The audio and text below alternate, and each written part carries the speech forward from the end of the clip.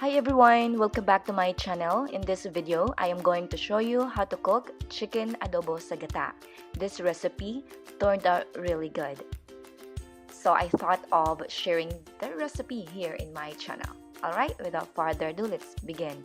For the ingredients, you will need chicken, any parts of chicken that you would like, coconut milk, crushed garlic, soy sauce, vinegar, brown sugar, freshly ground black pepper, anti-chili, salt, canola oil, and water.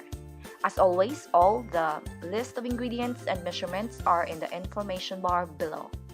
Now let's begin. First off, in a mixing bowl, you're going to combine soy sauce, sugar, and vinegar. You're going to stir that until sugar is fully dissolved. Alright, let's start cooking. In a pan or pot, you are going to heat up some canola oil. Once it is nice and hot, you're going to brown the chicken. This is on medium-high heat. So make sure to not overcrowd the meat. Once it's all brown, you're going to pour in the soy sauce mixture that we made earlier. Then you're going to add some salt and freshly ground black pepper.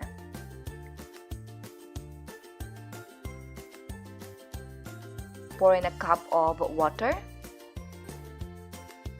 Then add the crushed garlic. You're going to cover and let it simmer on medium heat for 30 minutes. Next, you are going to pour in the coconut milk. Then add another cup of water. You're going to stir to combine. Then you're going to cook that for additional 30 minutes or until chicken is fully cooked. But if you want to thicken the sauce, instead of 30 minutes, give it another 45 to an hour. Okay?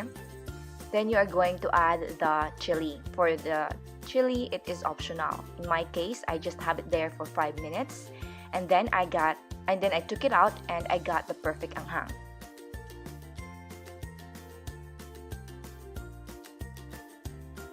Then make sure to stir occasionally, okay?